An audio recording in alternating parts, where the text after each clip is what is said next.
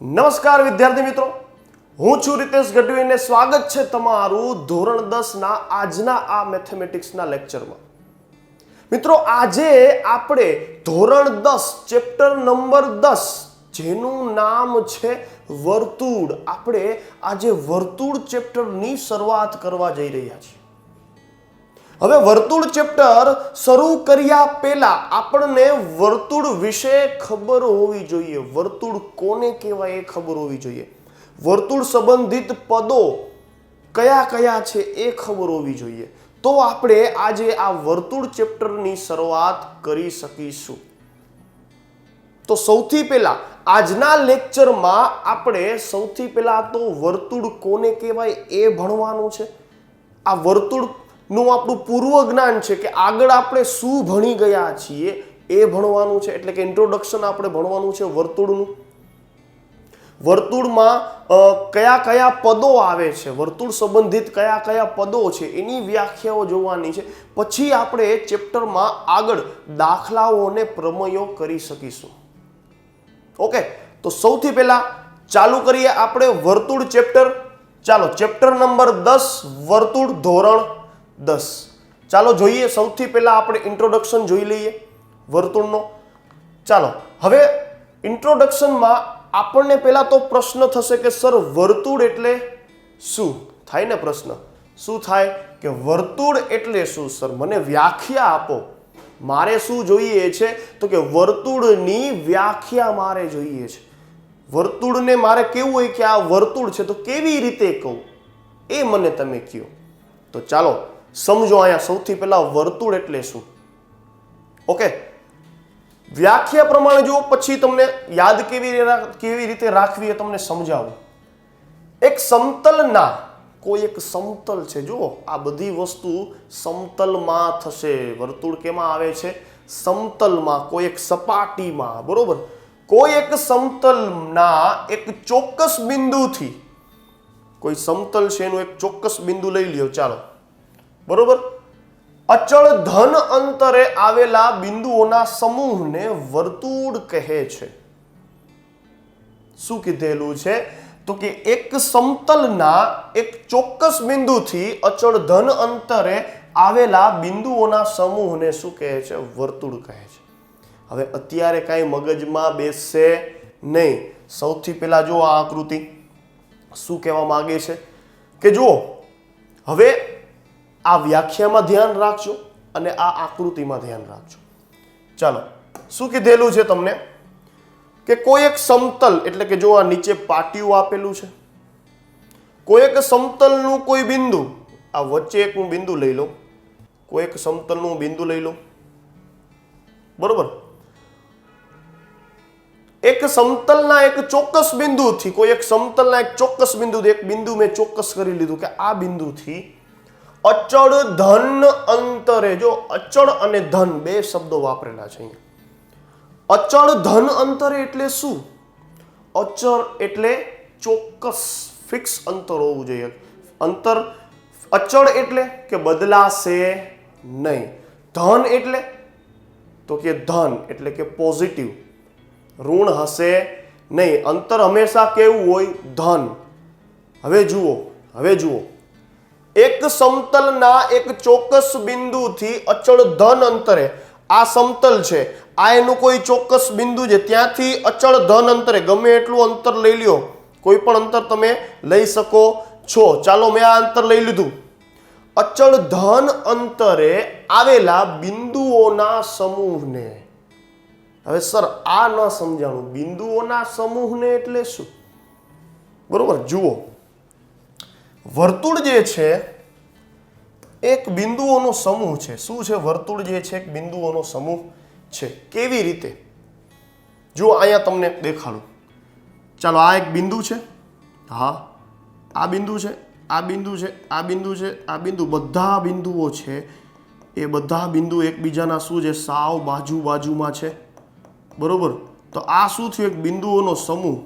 હવે આ બધા બિંદુઓને જો આપણે જોડી દઈએ તો શું મળે આપણને? એક વર્તુળ મળે। એટલે તમને અહીંયા શબ્દ વાપરેલો છે કે એક સમતલના એક ચોક્કસ બિંદુથી અચળ ધન અંતરે અચળ ધન અંતરે બિંદુથી આટલું અંતર તમે લઈ શકો, પણ આ અંતર કેવું હોવું જોઈએ તો કે બદલાવવું જોઈએ નહીં. વર્તુળ જ્યાં સુધી દોરાઈ ન જાય ત્યાં સુધી બદલાવવું જોઈએ નહીં. તો અચળ ધન અંતરે આવેલા બિંદુઓના સમૂહને, હવે જો આ જે વર્તુળ બનશે એ બધો શું થશે? બિંદુઓનો સમૂહ. તો એને શું કહેવાય? વર્તુળ કહે છે. હવે ધ્યાનમાં રાખજો, વર્તુળ કોને કહેવાય? બરોબર, વર્તુળ એટલે આ વચ્ચે જે છે એને વર્તુળ કહેવાય નહીં. વચ્ચેનો જે પ્રદેશ છે એને વર્તુળ કહેવાય નહીં. ખાલી કોર્નરની વાત થાય છે. કેની વાત થાય છે? ખાલી આ કોર્નર જે પટ્ટી મેં દોરેલી છે એની જ વાત થાય છે. બરોબર. હવે વર્તુળની કોઈ જાડાઈ છે નહીં.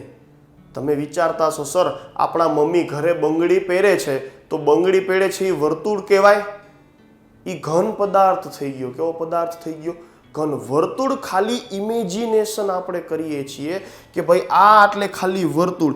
આ પટ્ટી જે વર્તુળની જે આ પટ્ટી છે એની કાંઈ જાડાઈ હોતી નથી, ખાલી ઇમેજિનેશન છે. ખબર પડી? વર્તુળ હકીકતમાં છે શું એ તમને સમજાવું છું. ઓકે, તો આ રીતે વર્તુળ છે.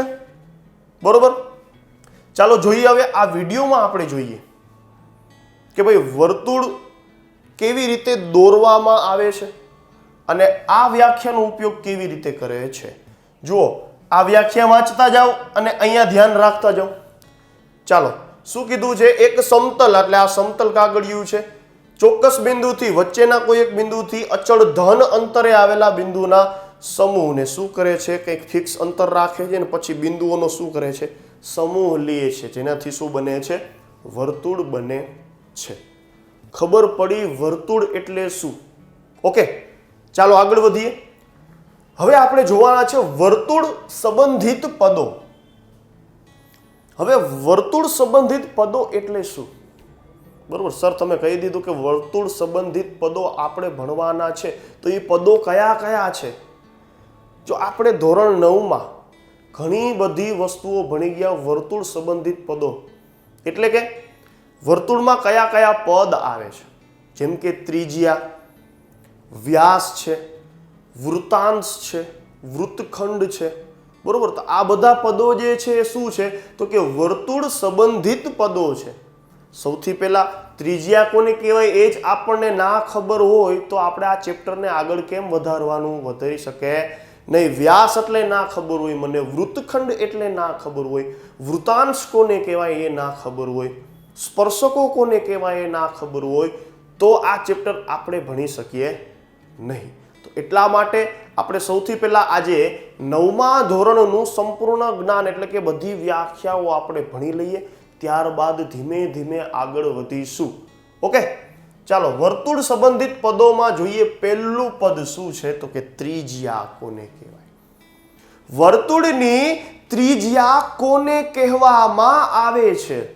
તો સૌથી પહેલા જુઓ, નિશ્ચિત બિંદુને વર્તુળનું કેન્દ્ર કહે છે. કોઈ એક બિંદુ છે જે આપણે વ્યાખ્યામાં શબ્દ વાપરો, કોઈ ચોક્કસ બિંદુ, એ શું કહેવાય તો કે એ આપણું કેન્દ્ર થાય. અને કેન્દ્ર અને નિશ્ચિત અંતરને વર્તુળની ત્રિજ્યા કહે છે. કેવી રીતે? ચાલો જુઓ, આ વર્તુળ છે. બરોબર, આપણે શું કીધું હતું તો કે આ નિશ્ચિત બિંદુ છે. કોઈ બિંદુથી અચળ ધન અંતરે બિંદુઓના સમૂહને વર્તુળ કહેવાય. બરોબર, હવે જે અચળ ધન અંતર જે છે એટલે કે આ લાલ પટ્ટી જે અંતર દેખાય છે તમને, કેવું છે? ચોક્કસ હશે. તે ગમે તે વર્તુળમાં ગમે ત્યાં દોરવાની છૂટ. એ કેટલો હશે? ચોક્કસ જ હશે. જો 2 સેન્ટીમીટરનો હોય તો આખા વર્તુળમાં ત્રિજ્યા 2 સેન્ટીમીટરની જ હોય. પછી એવું ના હોય કે એક બિંદુએ 5 સેન્ટીમીટરની થઈ ગઈ, એક બિંદુએ 3 સેન્ટીમીટરની થઈ ગઈ, એવું થાય નહીં. ઓકે, અને ત્રિજ્યાને આપણે વધારે પડતા આર લખીએ છીએ કેમ કે ઇંગ્લિશમાં એને શું કહેવાય? રેડિયસ કહેવાય. એટલે એના દ્વારા આપણે એને ડિનોટ કરીએ છીએ આરથી. બરોબર, ખબર પડી? ત્રિજ્યા એટલે શું તો કે નિશ્ચિત બિંદુને, એટલે કે આ નિશ્ચિત બિંદુને શું કહેવાય? વર્તુળનું કેન્દ્ર કહેવાય. અને નિશ્ચિત અંતરને જે આ નિશ્ચિત અંતર છે, આપણે જે વર્તુળમાં શબ્દ વાપરેલો છે અચળ ધન અંતર, એટલે કે આ જે નિશ્ચિત અંતર, ચોક્કસ અંતર જે છે એ અંતરને શું કહેવાય? વર્તુળની ત્રિજ્યા કહેવાય. ખ્યાલ આવ્યો? ઓકે, ચાલો આગળ વધીએ. બીજું પદ છે જીવા. હવે જો જીવા પહેલા હું તમને ત્રિજ્યાની સાથે સાથે એક વસ્તુ ભણાવી દઉં. ઓકે, વ્યાસ એટલે શું?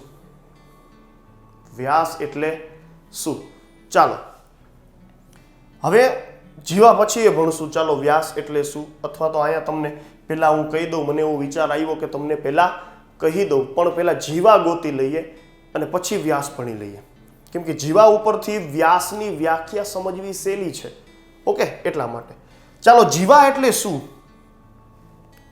જીવા એટલે કે જો તમે વર્તુળ પર બે બિંદુઓ P અને Q લ્યો. ધારો કે જો તમે કોઈ વર્તુળ છે, માનો કે આવું વર્તુળ છે, એના ઉપર બે બિંદુ લ્યો P અને Q, તો રેખાખંડ PQ ને વર્તુળની જીવા કહેવાય. શું કહેવાય? વર્તુળમાં કોઈ બે બિંદુ, વર્તુળ પર બોલ્યો છું, વર્તુળની અંદર કે બહાર બોલ્યો નથી.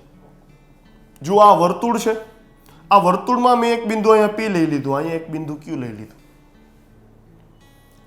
બરોબર, અને આ બે બિંદુને હું જોડી દઉં ને એક રેખાખંડ બને છે. આ રેખાખંડને શું કહેવાય?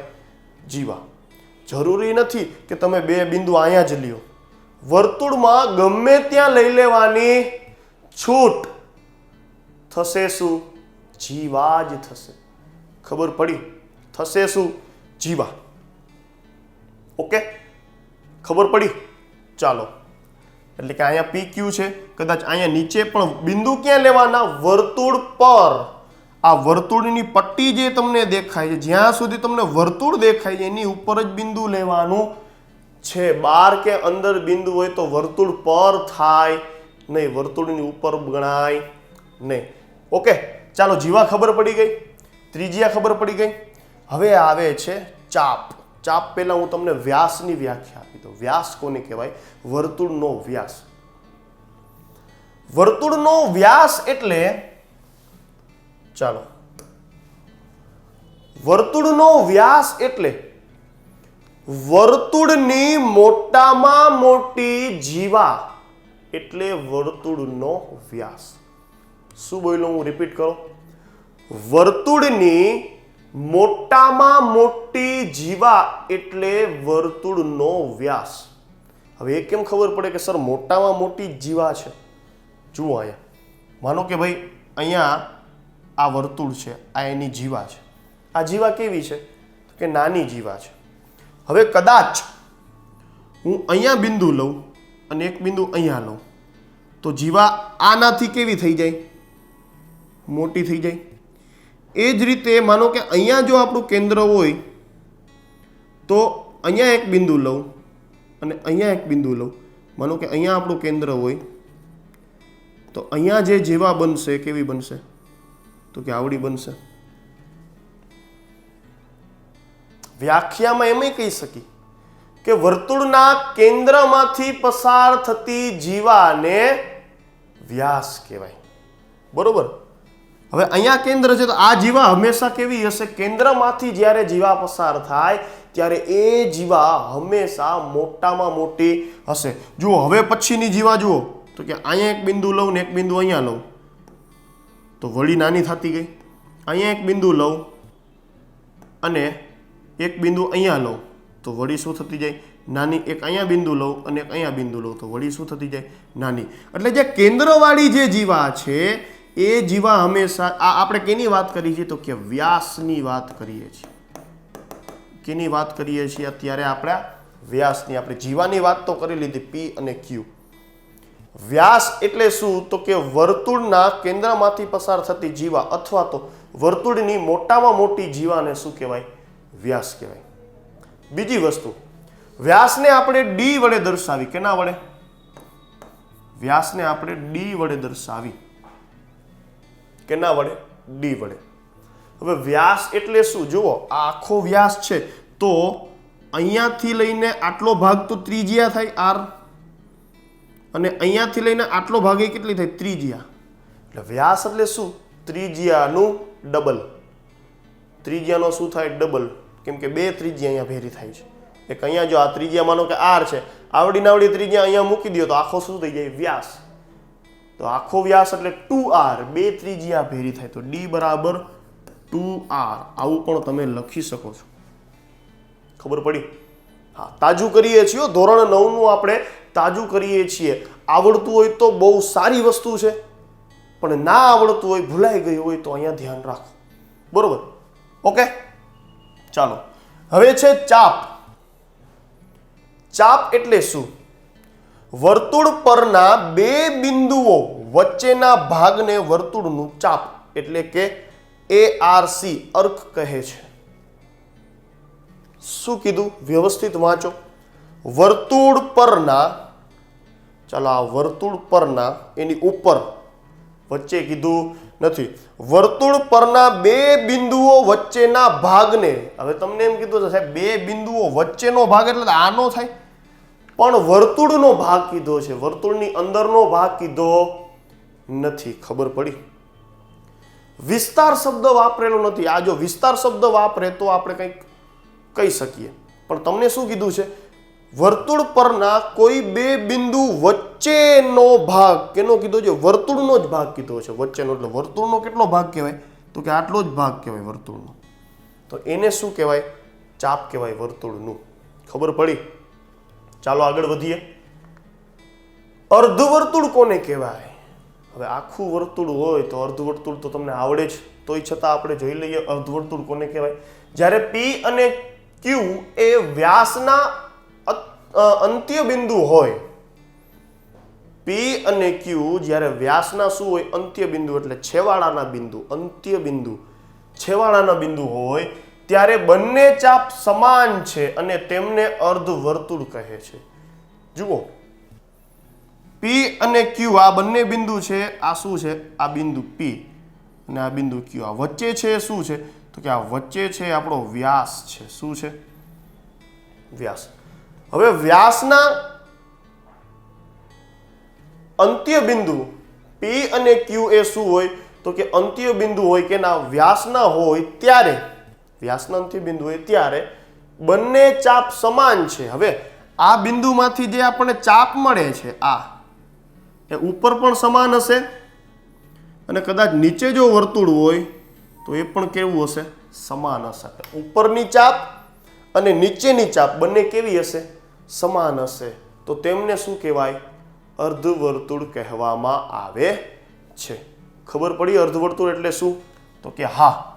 ચાલો આગળ વધીએ.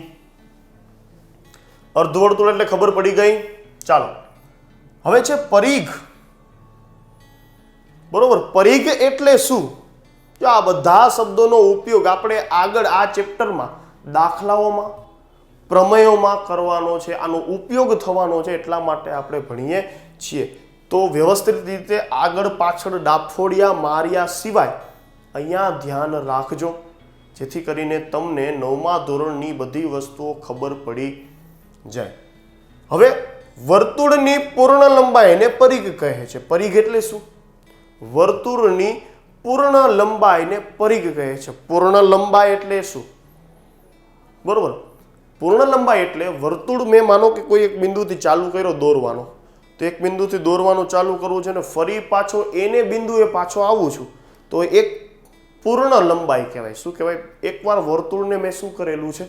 પૂરું કરેલું છે. ચાલો તો જોઈએ. માનો કે વર્તુળને મેં અહીંયાથી ચાલુ કર્યું દોરવાનું, તો અહીંથી મેં ચાલુ કર્યું, અહીંથી મેં ચાલુ કર્યું, અહીંથી મેં ચાલુ કર્યું અને ધીમે ધીમે હું શું કરું છું? તો કે વર્તુળને દોરું છું અને વર્તુળને જે બિંદુથી ચાલુ કરેલું છે એ બિંદુએ હું પહોંચ્યો. તો આ શું છે? એક વર્તુળની પૂર્ણ લંબાઈ છે. શું છે? પૂર્ણ લંબાઈ. અથવા તો તમને બીજા ઉદાહરણથી સમજાવું.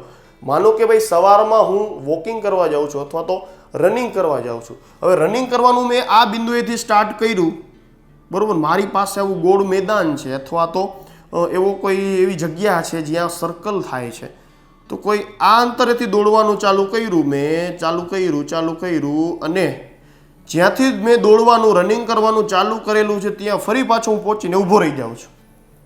અને આ જે વર્તુળ મારા મેં રનિંગ કરીને જે બન્યું છે એની લંબાઈ કેટલી છે એટલે શું? પરિઘ.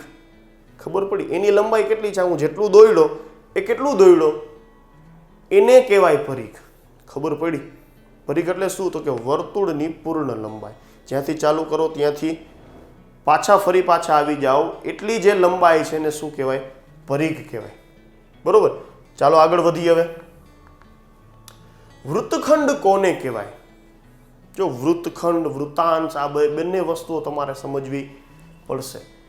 ચાલો, વૃત્તખંડ એટલે શું? તો કે જીવા અને તેના બંનેમાંથી કોઈ પણ ચાપ વચ્ચેના પ્રદેશને વર્તુળાકાર પ્રદેશનો વૃત્તખંડ કહેવાય. જો હવે પ્રદેશ શબ્દ વાપરેલો છે.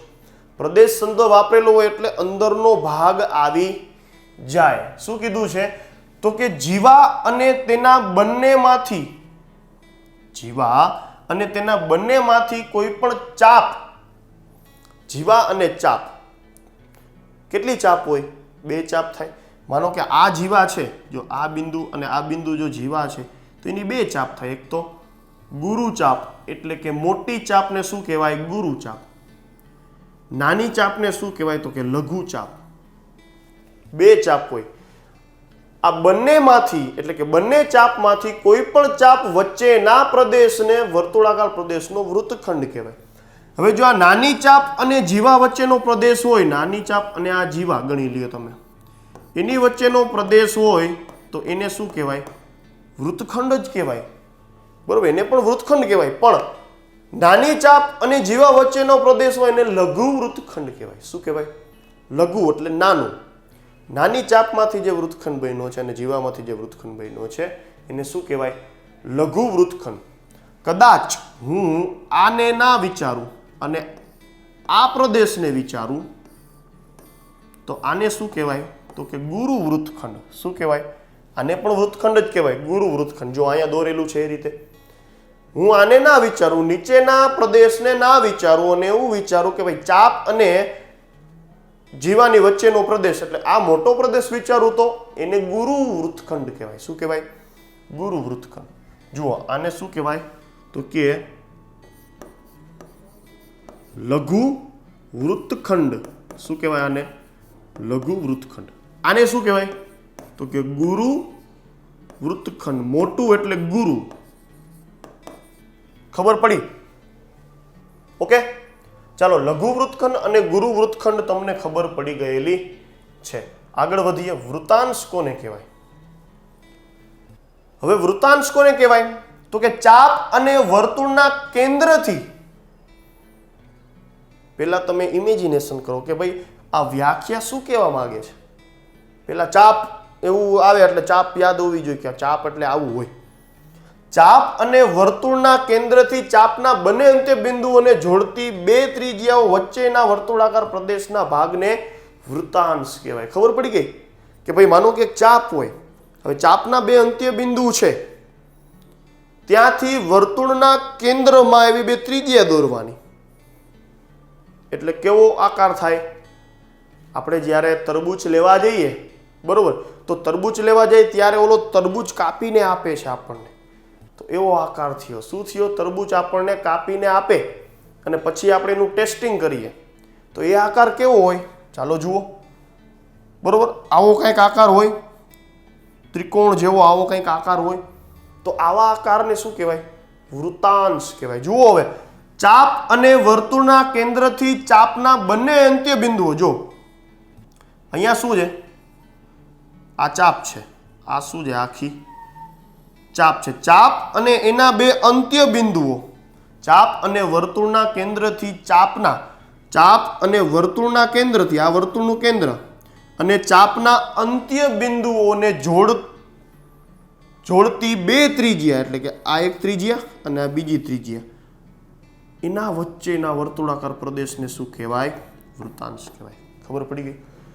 જો નાની ચાપ હોય તો લઘુ વૃત્તાંશ અને મોટી ચાપ અને 2 ત્રિજ્યા વચ્ચેના આપણે પ્રદેશ લઈએ તો ગુરુ વૃત્તાંશ કહેવાય અને લઘુ વૃત્તાંશ કહેવાય. બરોબર, ખબર પડી ગઈ? વૃતાંશ એટલે શું? કે હા. ઓકે, હવે છે સ્પર્શક એટલે શું? સ્પર્શક એટલે રેખા અને વર્તુળમાં ફક્ત એક જ બિંદુ સામાન્ય છે. રેખા અને વર્તુળમાં એક જ બિંદુ સામાન્ય છે, એટલે કોમન બિંદુ એક જ છે કે જે બંનેમાં આવે છે, બરોબર. અને આ વિકલ્પમાં રેખાને વર્તુળનો સ્પર્શક કહે છે. એટલે કે હું એક એવી રેખા દોરું જે વર્તુળને એક જ બિંદુમાં ખાલી ટચ થાય છે. કેટલા બિંદુમાં? એક જ બિંદુમાં ટચ થાય છે. જુઓ, આ માનો કે વર્તુળ છે. હવે આ રેખા એવી રીતે પસાર થાય છે કે એક જ બિંદુમાં શું થાય છે? ટચ થઈને નીકળે છે. તો આ રેખાને શું કહેવાય? સ્પર્શક કહેવાય. વર્તુળને કેટલા બિંદુમાં છેદે? એક જ બિંદુમાં છેદે. એને શું કહેવાય? વર્તુળનું સ્પર્શક કહેવાય. અથવા તો વર્તુળને એક જ બિંદુમાં છેદતી એક રેખા, બોલ્યો ને હમણે, એવી રેખા કે જે વર્તુળને એક જ બિંદુમાં છેદે એને શું કહેવાય? સ્પર્શક કહેવાય. ખ્યાલ આવ્યો? ઓકે, ચાલો આગળ વધીએ. વર્તુળના કોઈ એક બિંદુએ એક અને ફક્ત એક જ સ્પર્શક હોય છે, બરોબર. સ્પર્શક આપણે દોરી ઘણા શકીએ, પણ એક બિંદુએ એક જ સ્પર્શક દોરે. માનો કે આ બિંદુએ આ સ્પર્શક દોર્યું, પછી આને આ બિંદુએ બીજું સ્પર્શક દોરી શકાય નહીં. આ બિંદુએ માનો કે મેં સ્પર્શક દોર્યું, આ બિંદુએ માનો કે આમ સ્પર્શક મેં દોરેલું છે, તો હવે જે બિંદુએ મેં આ સ્પર્શક દોર્યું એ બિંદુએ બીજું સ્પર્શક દોરી શકાય નહીં, કેમ કે ઓલરેડી ત્યાંથી એક દોરેલું છે. એની બાજુનું બિંદુ તમે લઈ શકો, પણ એને એ બિંદુ લઈ શકો નહીં, એને સ્પર્શક દોરી શકો નહીં. ખબર પડી? ઓકે, ચાલો. વર્તુળને બે બિંદુમાં છેદતી રેખાને છેદિકા કહે છે. વર્તુળને એક બિંદુમાં છેદતી રેખાને શું કહેવાય? સ્પર્શક કહેવાય. હવે સર, બે બિંદુમાં છેદતી હોય તો એને શું કહેવાય? એ રેખાને છેદિકા કહેવાય. જેમ કે અહીંયા જુઓ, વર્તુળ છે, એને બે બિંદુમાં સ્પર્શે છે, આ અને આ બિંદુમાં છેદે છે, બરોબર. તો આ જે રેખા છે એને શું કહેવાય? છેદિકા. ઓકે, ખબર પડી? ચાલો આગળ વધીએ. વર્તુળ અને સ્પર્શકના સામાન્ય બિંદુને સ્પર્શ બિંદુ કહે છે. માનો કે આ વર્તુળ છે, આ સ્પર્શક છે, એનું જે સામાન્ય બિંદુ આ વચ્ચે જે છે એને શું કહેવાય? સ્પર્શ બિંદુ કહેવાય. જેમ કે આ, ખબર પડી? ઓકે, આટલી વસ્તુ તમને ખબર પડી. સ્પર્શક કોને કેવો, બરોબર, અને વર્તુળની છેદિકા કોને કેવી, વર્તુળનું સ્પર્શ બિંદુ કોને કહેવાય. તો આજે આપણે આ લેક્ચરમાં વર્તુળ વિશેના બધા એના સંબંધીઓ બધા પદો આપણે ભણી લીધા છે. વર્તુળ સંબંધિત પદો બધા આપણે શું કરેલા છે? ભણી લીધેલા છે. એટલે કે આપણે રિવિઝન કરેલું છે કે વર્તુળમાં આપણને કંઈ ભૂલાઈ ગયું નથી ને. અને ભૂલાઈ ગયું હોય તો આ લેક્ચરમાં આપણને બધી વસ્તુઓ યાદ આવી જશે. ખબર પડી? તો ખાસ કરીને ચેપ્ટરની શરૂઆત કર્યા પહેલા એટલા માટે જ આપણે આ લેક્ચરનો વિડીયો ઉતારેલો છે, જેના દ્વારા તમારું પૂર્વ જ્ઞાન એટલે કે પહેલાનું જે તમને જો ભૂલાઈ ગયું હોય એ શું થઈ જાય? તાજું થઈ જાય, અને આ ચેપ્ટરની શરૂઆતમાં તમને તકલીફ પડે નહીં. ખબર પડી? તો ચાલો મિત્રો, આ લેક્ચરમાં આપણે કઈ કઈ વસ્તુ ભણ્યા તો કે વર્તુળ સંબંધિત પદો એટલે કે ભાઈ ત્રિજ્યા છે, ચાપ છે, પછી વૃત્તખંડ છે, વૃતાંશ છે, સ્પર્શક છે, છેદિકા છે. આ બધી વસ્તુને આપણે શું કરેલી છે? તાજી કરેલી છે. હવે પછીના લેક્ચરમાં આપણે લીગલી ચેપ્ટરની શરૂઆત કરીશું, એના ઉદાહરણો ગણીશું, પ્રમેયો. સૌથી પહેલા તો જો પ્રમેયમાં આવશે. આ ચેપ્ટરમાં ખાસ કરીને પ્રમેય યાદ રાખવા પડશે, કેમ કે પ્રમેયનો ઉપયોગ કરીને દાખલાઓ આપણે ભણવાના છે આ ચેપ્ટરમાં. તો ખાસ કરીને આ ચેપ્ટરમાં વધારે ધ્યાન આપજો, અને જે વસ્તુ અહીંયા હું નોંધાવું અથવા તો લખાવું અથવા તો ઉદાહરણો જે વસ્તુ ગણાવું છું તો એ બધા ઉદાહરણો તમારે તમારી બુકમાં વ્યવસ્થિત રીતે લખી લેવાના રહેશે. ઓકે મિત્રો, તો આ લેક્ચરમાં આપણે વર્તુળ સંબંધિત પદો ભણ્યા. હવેના પછીના લેક્ચરમાં આપણે આગળ ચેપ્ટરની શરૂઆત કરીશું. તો ચાલો મિત્રો, ત્યાં સુધી જય હિન્દ, જય ભારત.